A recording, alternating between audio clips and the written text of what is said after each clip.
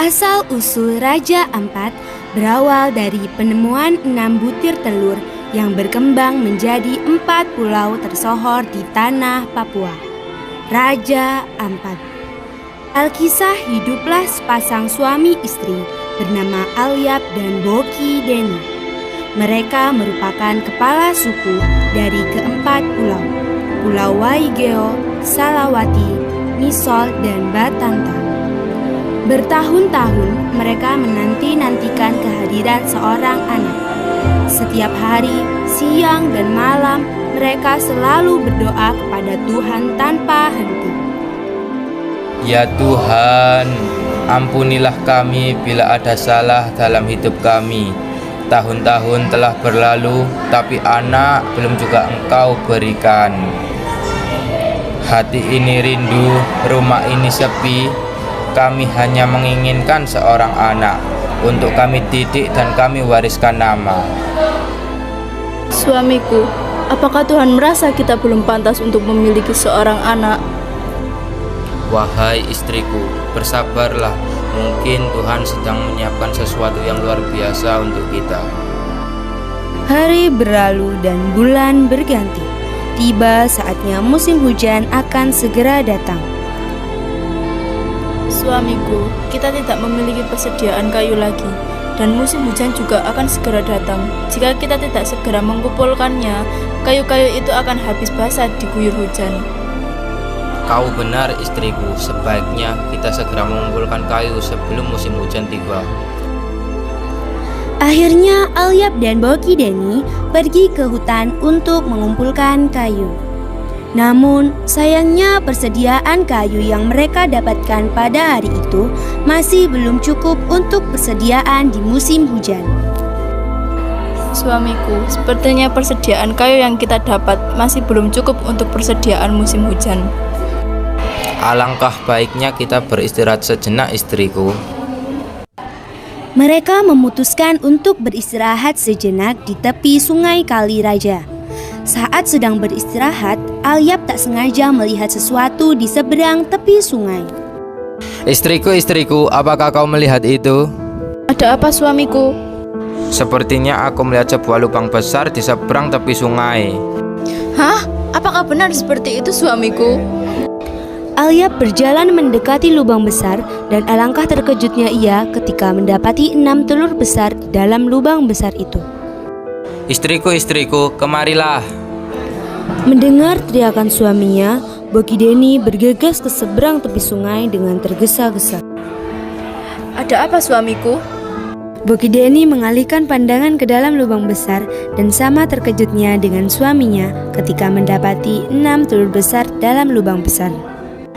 Wah, telur ini sangat besar. Apakah ini telur naga?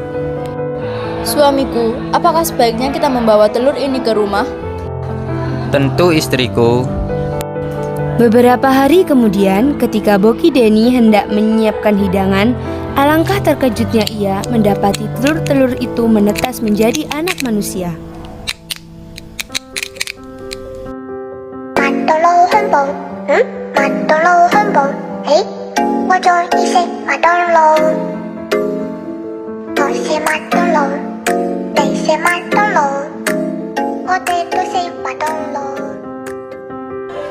Suamiku, lihatlah kemari. Tidak, ini tidak mungkin. Dari sebuah telur menjadi manusia. Apa sebenarnya makhluk ini? Dari 6 butir telur, 4 menetas menjadi anak laki-laki, 1 orang anak perempuan, dan yang satu lagi mengeras menjadi sebuah batu. Alyap dan Boki Deni amat senang mendapati anak-anak tersebut dan merasa doa mereka telah dikabulkan Tuhan. Ya Tuhan, akhirnya setelah bertahun-tahun berdoa dalam sunyi, hari ini Kau kabulkan jua.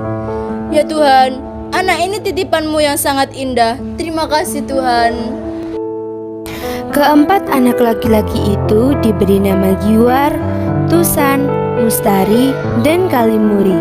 Sementara si anak perempuan diberi nama Pintole. Namun 1 telur terakhir berubah mengeras menjadi batu. 20 tahun berlalu, kelima anak tersebut mulai beranjak dewasa.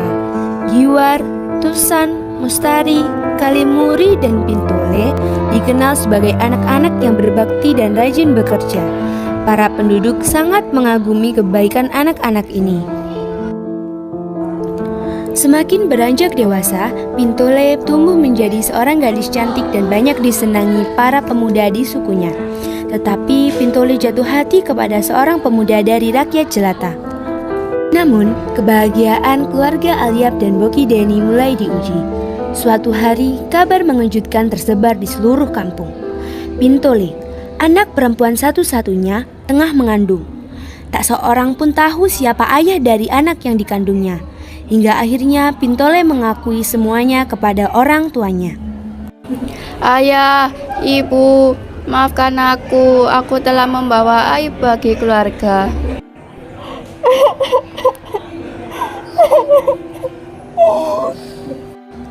Apakah maksudmu, anakku? Aku hamil, ibu. Ayahnya hanya seorang rakyat biasa. Apa yang telah kau lakukan, Pintole? Kau tahu bahwa darahmu adalah darah para pemimpin. Bagaimana bisa kau memilih lelaki tanpa nama, lelaki tanpa kehormatan?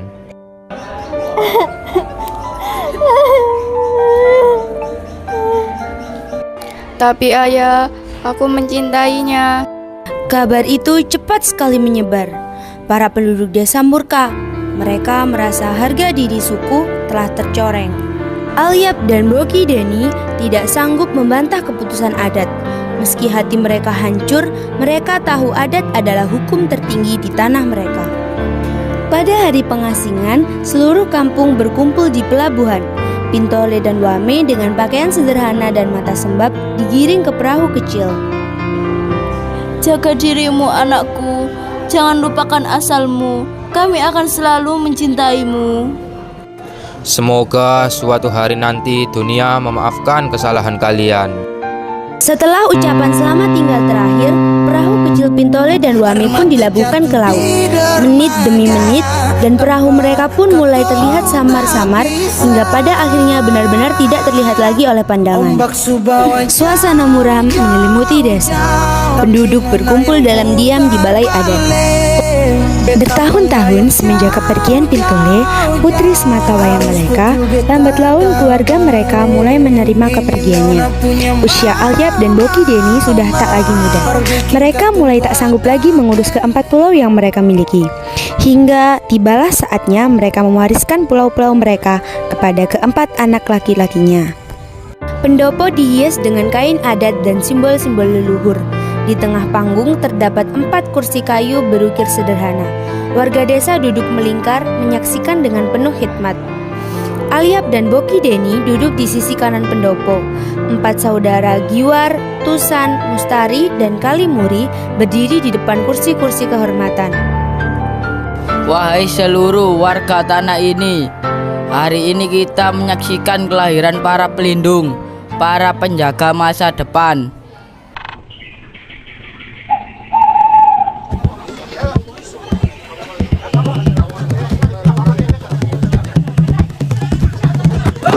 Dari doa panjang sepasang suami istri, lahir 6 telur, 4 menjadi putra gagah perkasa, 1 menjadi putri berhati lembut, dan 1 menjadi batu yang abadi.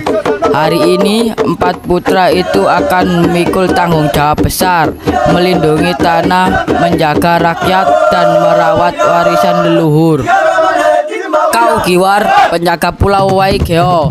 Kau Tusan, pelindung pulau Salawati. Kau Mustari, pengawal pulau Batanta. Kau Kalimure, pemimpin pulau Misol. Aku Giwar, bersumpah menjaga Waigeo dengan segenap hidupku. Takkan kubiarkan satupun kebaikan hilang dari tanah kelahiranku. Aku Tusan, akan menjadi air bagi Salawati, mengalirkan kehidupan, membawa kesegaran, menyatukan semua. Batanta adalah tanah kekuatanku. Aku akan melindunginya seperti ibu melindungi anaknya. Misol akan menjadi mutiara yang bersinar damai. Aku akan memimpin dengan kasih, bukan kekuasaan. Anak-anakku, bukan karena kalian anakku kalian menjadi raja. Tetapi karena kalian tetap rendah hati, tetap setia kepada keluarga dan tanah ini. Semoga suatu hari nanti Bintole mendengar kabar ini bahwa saudara-saudaranya kini telah menjadi pelindung pulau-pulau kebanggaan. Alyab dan Boki Deni telah pergi dalam damai, tapi cinta mereka tak pernah hilang. Kini anak-anak mereka yang menjaga tanah ini, bukan dengan kekuasaan, melainkan dengan kasih. 1 dari 6 telur tidak menetas, ia menjadi batu, tapi bukan batu biasa. Masyarakat memberinya nama Batu Telur Raja. Batu ini disucikan, dirawat dan diberi tempat terhormat, serta dijaga oleh 2 batu tegak bernama Manmoro dan Manmetem. Hanya keturunan raja yang boleh merawatnya, dan setahun sekali batu ini dibuka dalam upacara suci. Karena meski tak bersuara, batu ini adalah bagian dari kisah besar Raja Ampat. Warisan Alyab dan Boki Deni hidup dalam anak-anak mereka, dan juga dalam diamnya sang batu yang dijaga selamanya.